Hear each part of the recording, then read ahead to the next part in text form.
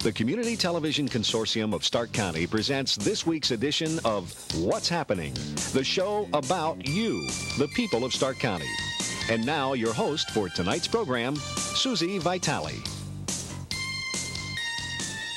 Good evening and welcome to another edition of What's Happening in Stark County. I'm Susie Vitale. Our first two guests this evening are Linda Sklar and Tracy Mail, and they are speech and language pathologists at Southgate School. And they're here from the Stark County Board of Mental Retardation and Developmental Disabilities. So first of all, why don't you tell us a little bit about Southgate School? Thank you, Susan. Southgate School was part of the school program of the Stark County Board of Mental Retardation and Developmental Disabilities. Actually, we have two sites. One is at Eastgate, and we work at Southgate, which is ages 6 through 21. And Tracy and I are speech and language pathologists, and we work with all the students in the school. What our job is to just take a minute and sit back and think of what it would be like if you could not communicate. If you were unable to tell your closest parents, your friends, what you were thinking, what you wanted, how you were feeling, what you needed. And this is the type of population we work mainly with at Southgate. All of our students have some communication needs. We did a survey at the beginning of the year, and we found that 67% of our students at Southgate were functionally nonverbal, which means they can't tell you their wants and needs. They might say a couple words, but they don't have the words to express what they're feeling, as Linda was saying. And really what we do as speech-language pathologists is offer them the opportunity to communicate and really interact with their environment. And also we use a team approach, so it's not just the speech-language pathologists. We work with the teachers and the occupational therapists, physical therapists, and we do this all in the natural, functional environment. And we also work a lot with parents in the home. We brought today some of the systems that we use and some of the things that we can use to try to get a child to communicate and move them along in the world of communication. Okay. Why don't you show us some of the things you've brought? This is a communication book, and Tracy will tell us even before we get to the communication book, we do other things. Some students, or even adults for that matter, have difficulty looking at a picture, and they actually need an object, something more concrete, in order to relate a meaning with their environment. And so sometimes we start out with object cues as a communication system, and then we work up to a picture book. And Linda will explain that. The picture book is a very versatile, functional way to begin introduction to communication. If the child has symbolic reasoning, they can just point to what they want. If they want to play with toys, and we can categorize it, food pages and clothing pages. Then we might move them up. Tracy will talk about the wolf. And all of these devices are very individualized to the student. We make sure it's surrounding their wants and their needs, and then they have a reason to communicate. This is a wolf, and it has a kind of a robotic voice. I want to play. And some students really like that, and others don't really like the voice. So that's something to consider also. So they just push that if they want to play, for example. Right. Right. Okay. And you can, this has 4 squares, but you can have up to 36 cells, up to 36. or squares, so you can configure it for the child's needs. Yeah, anywhere from 2 to 36. But you brought up a good point, Susan. You said they can just use their finger and press it. We have a lot of students with multi-handicap that are physically involved that really can't use their hands, and they have to find another way to access or to use a communication device. And I'm going to show you very quickly what another way would be. This is a communication device that could be used with your finger. Whoops, or maybe they want a hamburger. Or if they can't use their hands, they could use a switch. And this is a switch where when I press it, it's going to list certain things that they could have, and when they hear what they want and they remove their hand, because they don't have the fine motor to point, and this can be used not only with their hands but maybe with their head or with their knee or different parts that they have control over. When they turn the switch off, that's what they want. An example of that would be if we're at McDonald's. Oh, okay, let me see if you can see. I'm not sure you'll be able to see it, but, and they want a hamburger, they'll hear. Hot, milk, salad, French fries, hamburger. And they would start, oh, you would like a hamburger. So this is called switch access, or a way to access a communication with a switch. We have several devices that can be used with switches. Okay, now we're down to almost 30 seconds left, believe it or not. You really have a lot of individualized attention at Southgate School. If somebody is interested in getting more information about what the equipment that you're using here, or maybe having their child come to Southgate, who would they talk to and what number would they call? If they're interested in learning more about our facility and if their child would qualify for our services, they could call Becky Stallman or Suzanne Givens at 484-2547. Okay, and if they called the general MRDD number, they would be able to tell them who to get a hold of. Absolutely, yes. And that's what? That's 477-5200, and that's Whippledale Center. Okay, and what they would be asking about would be the language skills or Southgate or Eastgate School, depending on their need. Right. Okay, Thank you. Thanks for coming this evening.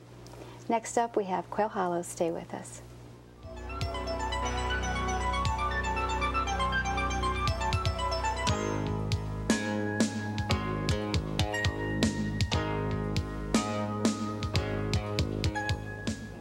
Our next guest is our good friend Barb Lesko, and the reason I have to look is because her name was formerly Barb Fioca, and she's newly married, and she is a park naturalist at Quail Hollow State Park. And Barb, you come on to tell us about different workshops you're having up at Quail Hollow. There's so many good programs. You've got one coming up on orphaned and injured animals. Do you want to tell us about that? Right. We've got two programs coming up. Both deal with wildlife, and there's one on March 18th, which is a Saturday at 2 o'clock, and it's titled Orphaned and Injured Wildlife. And we'll have Dr. Seiler from the Stark Animal Hospital and his assistant Barb Shell. They'll come up and they'll talk about dealing with wildlife, everything from raccoons and rabbits and songbirds to things like hawks and owls, and maybe how to transport them or care for them until someone can get them to the proper facilities. He's one of the few veterinarians in the area that cares for birds and some of the more unusual animals. Right. Just because a veterinarian deals with, dogs and cats doesn't mean that they deal with wildlife. So he is one of the few. This is a good time to have this because sometimes you'll find a little bird out of its nest and you don't know what to do, whether to just leave it there. Is the mother going to come, a baby rabbit? Is he going to be covering that sort of thing? Yes, we will during the program. We'll cover exactly that, and it'll be a good opportunity if you have questions, if you've encountered something before and you weren't sure what to do with it, it's a good chance to ask. Okay, are there some animals like raccoons, for example, that you should not bother? If you would find an injured or a sick raccoon, should you just leave them? Because they carry rabies and things, don't they? Right, yes, especially raccoons. In fact, rehabilitation centers, those who deal with wildlife, aren't even dealing with raccoons because of the possibilities of rabies or other disease that can be transmitted easily from their feces. And when you're working with the animals and cleaning up after them, you've got to be especially careful.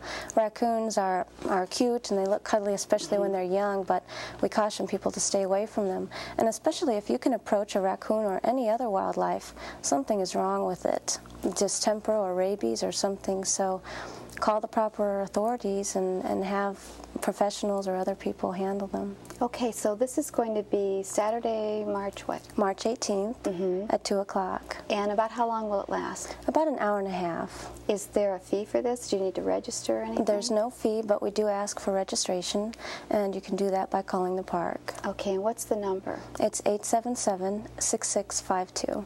Okay, and you've got some examples of wildlife up there that we've seen that have been on our program. You have Otto the owl, and you have a hawk that had no wing that you couldn't release back into the wild. So. We do have some program animals. Okay, now you have a suspicious-looking purse sort of thing here. Do you want to tell us about your other workshop? Yes, my friend has been pretty good staying patient inside the bag, and he'll help me represent the focus of the next workshop, which is on March 4th. It's also Saturday at 2 o'clock, and it's titled Those Scintillating Serpents, and of course it deals with snakes. And for that one, we'll also have a professional, Dr. Martin Rosenberg will come out, and he's an instructor at Case Western Reserve, and he not only teaches herpetology, but he specializes in venomous snake bite, the treatment of venomous snake bite. So he'll be talking about snakes in general, and it'll be very interesting and informative, and he'll also have some live specimens that people can see and possibly touch. Now, the venomous ones will stay in the cages. That one you brought isn't venomous, I assume. No, this one's not venomous, and he's not going to cooperate by coming out, so I'll help him out. I just can't help but think how funny it would be if someone would steal your purse. I know. They'd get a surprise, wouldn't they? Oh, he's cute. Yeah, Okay. this is a black rat snake, and black rat snakes are common in Ohio. They're interesting creatures because they're known for two things. One is they are the longest snake in Ohio, and they can reach lengths up to 6 foot, and they're also known for climbing trees. So they're excellent climbers. And how old do you think this? I mean, how long does he keep coming out of the bag? How long is this one? This one, you know, I was going to measure him before I came on the show tonight, but I didn't. He just keeps coming, doesn't it? Yeah, I'm estimating around a little over 4 foot. Okay, so how old do you think this one is, maybe? Well, it's very hard to tell how old a snake is. All I can tell you is he's an adult. Okay. Yeah. Okay, so if someone wants to come to this, is there a registration fee? Is there, do you need to register in advance? We do ask for registration, and there's also a fee for this one. Okay. And the fee is $2 per person and $5 per family. Okay, and this is March 5th? March 4th. 4th, okay. And then phone number again? 877-6652. Okay, thanks for coming this evening. You're welcome, thanks. Stay with us, we've got more.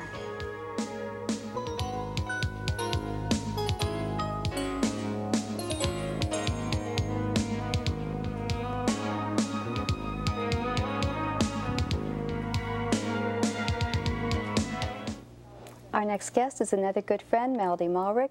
Melody is from the American Red Cross Rape Crisis Center, where she is a rape crisis coordinator. And first of all, basically, why don't you just tell us what services you offer? One quick reminder that it's the Rape Crisis Services with the American Red Cross. We are not a center. The services we offer there are direct services for rape survivors and their co-survivors. Included in that are a 24-hour crisis hotline, hospital advocacy, police support, court support. We have information and referral services. We also offer counseling, short-term counseling, and also incorporated in that are support groups. Okay, do you use volunteers, or do you have a paid staff, or how does it work? We do have a paid staff with Rape Crisis. However, we heavily rely on volunteers. And in the direct service area, those that directly are involved with working with the rape survivors at the moment of crisis, we have about 35 to 40 volunteers presently. Okay, do you need volunteers? Oh, we need volunteers. In fact, we're going to begin a volunteer campaign starting with this show. Oh, good. We're going to have a direct service rape crisis volunteer training for hotline and hospital advocacy the first week of April. So we're taking calls from interested persons at this time. What kind of people are you looking for? Because I would think this would be very emotionally draining. What kind of person do you need? Well, there's no doubt that it can be. We get responses from men and women from all over and from all walks of life, all interests. I suppose that we would ask that they be really readily available 24 hours a day, not 24 hours a day, but in the evening and through the night, and be willing to go out in the middle of the night and have their sleep interrupted, but also have a willing heart to help people who are hurting. And a caring, sympathetic That's kind right. of person, too. Right. Okay, what sort of training? I would imagine that you'd have to have a lot of training so that you dealt with these things right. So what sort of training? You said you've got one coming up. Right. We offer free training at the Red Cross for the direct service volunteer. There's about 20 hours of training over the entire month, and we will give them all the information they need and train them with role play and information and referral so they can feel comfortable working with rape survivors in the crisis intervention situation primarily. Okay. So what do you do this in the evenings then?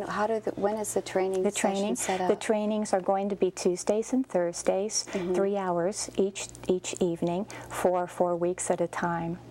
Okay, if somebody is interested in taking the training and they want information, who would they call? They can call me or leave a message for me if I'm not there, and the number that they can call is 453-0146. That's the American Red Cross number. Okay, if somebody is interested in volunteering and they are wondering about getting committed and maybe this is going to be really a lot of their time, how much time are you asking for? Well, good question.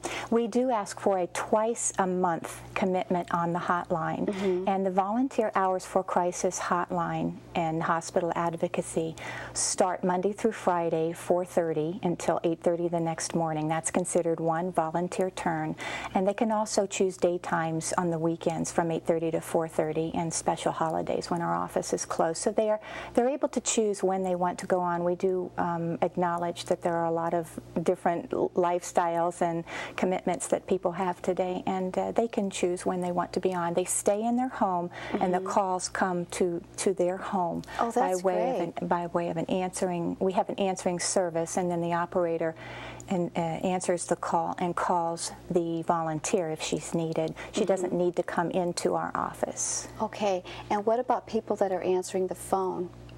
But does the phone, like if you get a direct call from a rape victim, does that go into the home? Or does At this point, we have a voicemail, and the survivor is asked to leave their first name and a phone number where they can be called back. We call back immediately and verify that it is not a prank call, at which time the night worker answering the phone calls the scheduled volunteer for that evening, gives her the name and the number of the survivor who's called, and then the volunteer calls from her home and answers and responds. Okay, so if you want to call, what's the phone number one last time? One more time, it's 453-0146, the American Red Cross. Just ask for Melody. Okay, thanks for coming this evening. Thanks for having me, Susie. Next up, we have Doctors Hospital. Stay with us.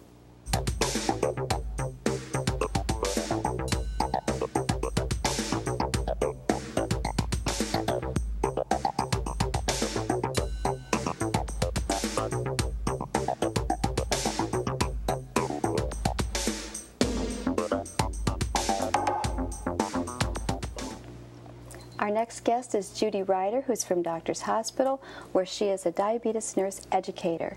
And Judy, you're here to talk about the Diabetes Center at Doctors Hospital. So basically, why don't you tell us what services that you offer? Our Diabetes Education Center offers assistance to people who are diagnosed with diabetes to learn self-management skills on how to properly manage their diabetes and keep it in control and hopefully prevent development of complications. Okay, and you kind of let them know then maybe what type of diabetes, if they have questions, that sort of thing, as a follow-up?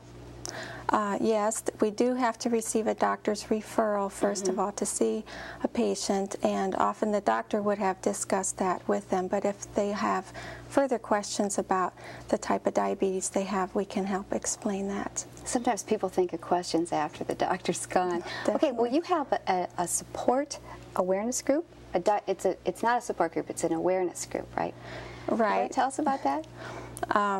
Yes, our 95 schedule for our diabetes awareness group is getting off, and we have monthly meetings the first Thursday of every month, and these are open to the public, to the community, and we schedule speakers to come in each meeting, and they offer a topic that's related to diabetes care and offer some extra little tidbits to people with diabetes that help them with their disease. Is there a charge for attending? No, there's no charge. It's free, and they're at 10:30 in the morning, and at our center, and we're located at 2860 Lincoln Way East in Massillon. Okay, so that's important to know that you're not in Doctor's Hospital, you're near it. Correct, right. Okay. There's some confusion with that at times, and we are right on Lincoln Way next to the U-Haul trailer. Okay. rental. If somebody wants information, what number could they call? Our number is 830-2081, and we do request reservations for the meetings because we do have limited seating. Okay, so if people are interested in coming to any of the upcoming events, they need to call and get reservations. And you brought a list of some of your speakers or topics. You want to let us know what you've got coming up? Sure, I'd love to. March 2nd will be our next meeting, and it will be led by Teresa Skello, one of our dietitians on staff, and her topic is diet is a 4-letter word. Sure is. She's going to discuss some of the aspects of following good diet and eating habits. Then our next meeting will be April 6th, and Carol Sinar of Fleischer Shoes will discuss Medicare reimbursement of therapeutic shoes and give the instructions on applying for that. Mm-hmm. May 4th, one of our social workers, Mimi Hall, will give the topic of supporting your loved one, and this would be for family members who have diabetic in their family, how they can help support that person. June 1st will be a little change of pace. We're going out for lunch at Three Gringos Restaurant and discuss how international cuisine can be fit into the meal plan. And our time on that one will be 11 o'clock instead of the 10:30. We take a break in July, and for August, we're going to display diabetes accessories and helpful gadgets and things that perhaps people haven't been shown before, little tricks that might help them with injections or so forth. September 7th, Debbie Perry, one of our social workers, will discuss Medicare and Medicaid eligibility. And October 5th, another of our dietitians, Susan Sullivan, will speak on the topic, Have Your Cake and Eat It Too. And November 2nd, dentist Dr. Lee Bowman will discuss dental tips and oral hygiene and the importance of that for people with diabetes. Then December 7th is hypoglycemia and awareness, and we'll discuss that topic. Okay, we've only got about 30 seconds left, but those are some really great topics. You've got quite a variety there, and they all seem like they'd be really helpful for someone who is diabetic to learn more. What's the phone number they would call once more, because you would need reservations for these meetings? Right. It's 830-2081. Okay, and this is for the Diabetes Awareness Group. That's correct. Yes. Okay, thanks for coming this evening. Thanks for having me. Next up, we have Pat Anderson with the calendar of events.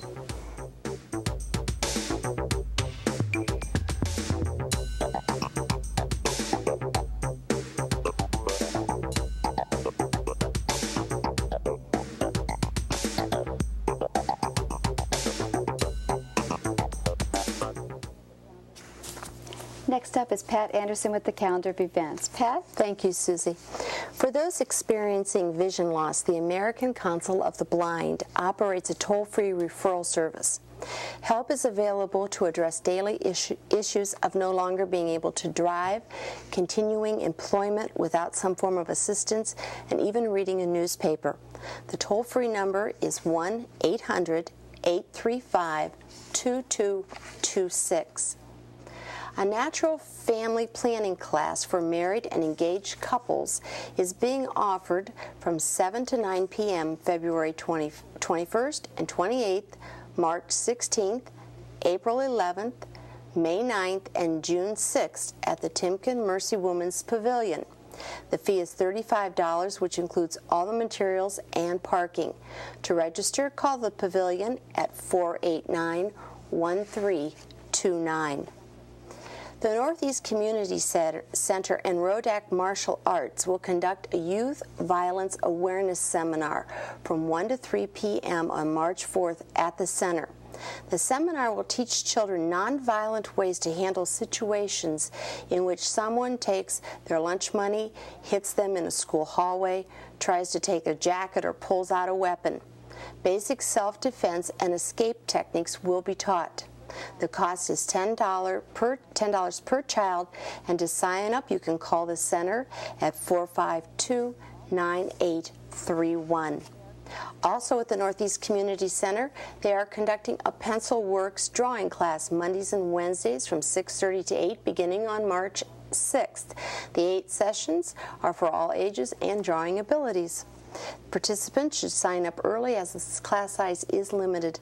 That number again is 452-9831. Hugs will offer a series of 6 positive parenting classes, March 2nd, 9th, 16th, 23rd, and 30th, and April 6th from 10 to 11:30 in the morning at Lowell United Church of Christ, and in Massillon on April 20th, 27th, May 4th, 11th, 18th, and 25th at the Massillon YMYWCA. The classes will help parents face the challenge of raising children in today's world. The classes are free, and also free childcare is provided. Their number is 453-7644. Dr. Mark Pellegrino will hold a seminar on tissue cancer from 8:30 until 3:30 on March 4th at the Skyland Pines Country Club. The fee is $20, and that includes a continental breakfast and lunch.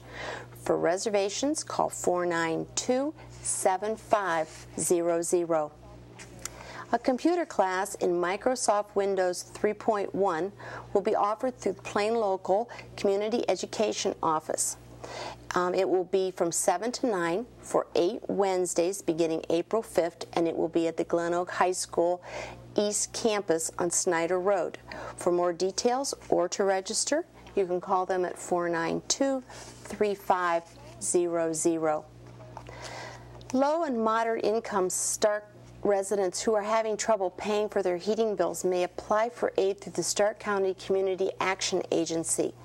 The qualified income level depends on the size of the household and the income.